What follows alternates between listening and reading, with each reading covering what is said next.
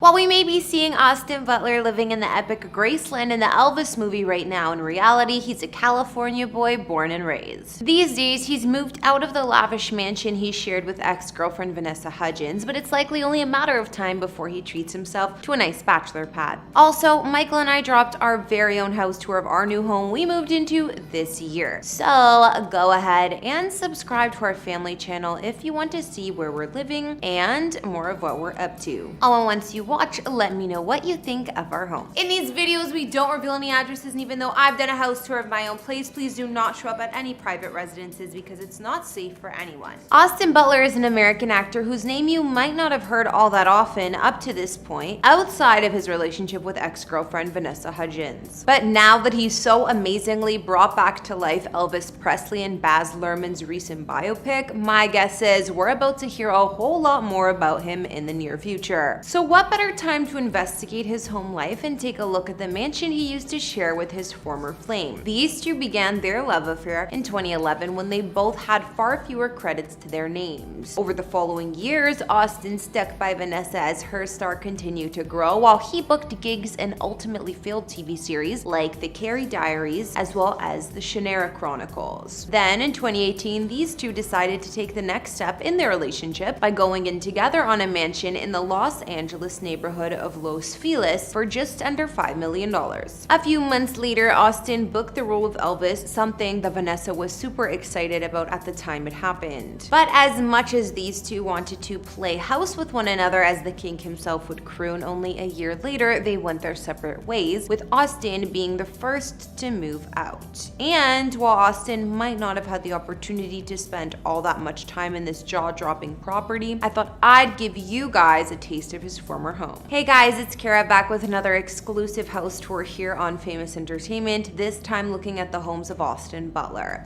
Don't forget to like, subscribe, and hit me up on Instagram to chat. And now let's get into this video.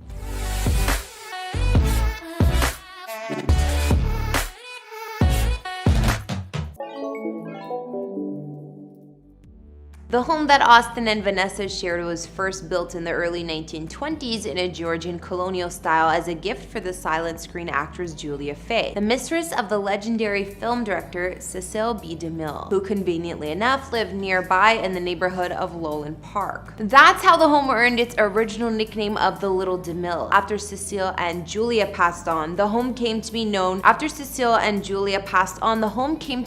by an executive in the 80s, before then moving on to actor Gary Oldman, who purchased the home in 2011 for around $2.9 million. Gary would live here for a handful of years, and the biggest contribution he made to the place was the installation of 18th century French oak floors, which he installed throughout. Then in late 2018, along came Austin and Vanessa, looking to share their first home together. They met up with Gary and in an off-market deal secured themselves this historical mansion for an estimated $5 million, almost doubling what Gary had originally paid. When asked what attracted the couple to this home in the first place, Vanessa told Architectural Digest that a lot of it had to do with its history. She said, "I wanted an old home. To me, there is something so romantic about that. A home with character and quirks. I love the old Hollywood elements, the Art Deco air vents, the chandelier over the staircase, the yard that feels like a park." In fact, the couple had spent 5 years searching for the perfect place before they finally found it. So why don't we dive into everything that it has to offer and check out this former couple's one-time dream home. Situated on a double-wide lot that's surrounded by mature trees for an added dose of privacy, this home boasts a weaved patterned brick walkway in a donut shape. It also wraps around a two-tiered fountain and approaches the front door, which is set into a shallow arched portico. While the exterior is a bit boxy, it's also completely covered in pretty manicured vines. This was actually the first thing that struck Vanessa about the place when she saw it. Recalling that moment, she'd tell Architectural Digest, "Walking through the gate and seeing this house covered in ivy, surrounded by olive trees, it was like I had been transported to France or Italy. It felt like such an escape." And as impressive as that is, it's even nicer on the inside. Sure, it may only be a modest 3,168 158 square feet, but with 3 bedrooms and 4 bathrooms. It's got everything you need and then some. There's even an additional guest house located just above the detached 2-car garage. Inside the main home, however, things are pretty grand. Once you step foot into the front foyer, you'll see wooden floors Gary Oldman had installed, white moldings, and a tray ceiling that shimmers with metallic leafing. This excitement carries into an ample living room that stretches the entire depth of the house and includes a wood-burning fireplace flanked by some built-in bookshelves. Meanwhile, towards the back of the room are a series of French doors on 2 separate walls that almost touch the ceiling and provide access to the yard. Soon after moving into the home, Austin and Vanessa originally planned on going with an all-white monochromatic color scheme in the living room, even purchasing a massive white linen sofa. However, when the couch arrived, they quickly realized it didn't quite work, and they switched to a much different vibe when Vanessa found a pink sofa at a vintage store. A short walk from there is a charming swinging door that separates the kitchen from the formal dining room that boasts wooden tables and chairs. The kitchen started off as an upscale countryside culinary space with rough wooden beams stretched across the ceiling and white shaker-style cabinets topped with gray-veined white marble. During the recent pandemic, this spot got a facelift.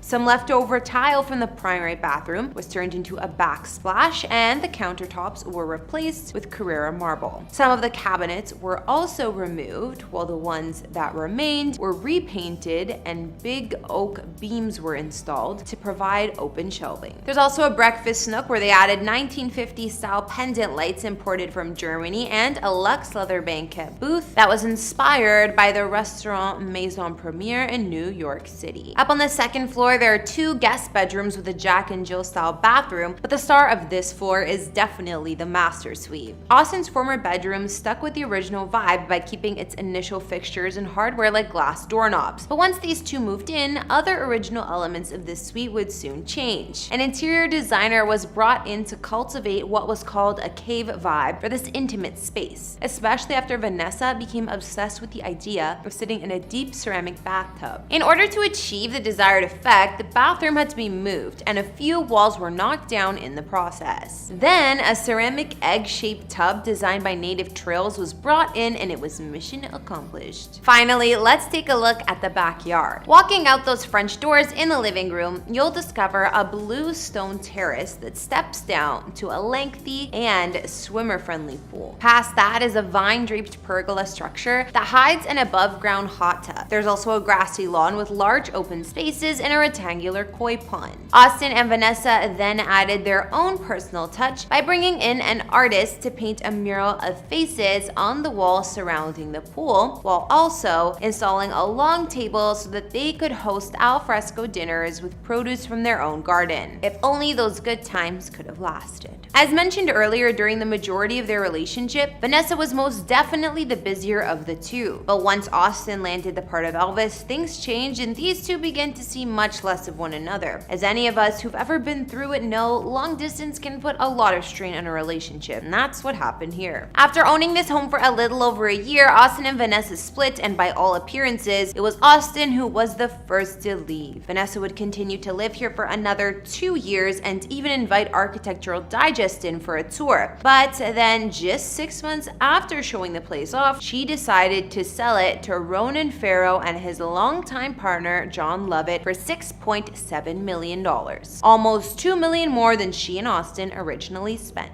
As for Austin, it's not entirely clear at this point where he moved next, but considering he spent 2 years bringing Elvis to life, a film that was often delayed due to the pandemic, he was likely renting a home in Queensland, Australia, where the entire thing was shot. Of course, now that filming is over, I'm sure he'll be looking for a new place to stay, and when we find out where that is, we'll update you accordingly. As for the end of his longtime relationship with Vanessa, when asked to comment on his breakup by GQ, he told them, "Life is full of changes and you've got to find a way to constantly be evolving and growing." Alright everyone, that's gonna bring this latest tour to a close. Let me know what you thought about Austin Butler's former home in the comments below. Otherwise, go ahead and check out recent house tours and stars like Drew Barrymore and Lucy Liu. Or, if you want to check out Graceland itself, watch our Elvis one. Don't forget to like, subscribe, and follow me on Instagram to chat. I'll see you all in another video. Bye!